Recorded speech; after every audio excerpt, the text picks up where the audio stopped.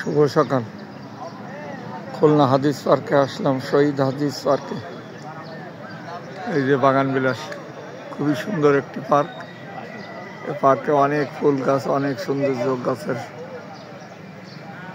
এই যে চারিপাশে সব বিল্ডিং।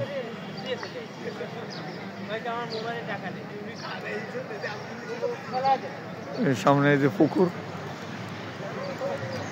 পুকুরটা দেখেন, অনেক সুন্দর। এপাশে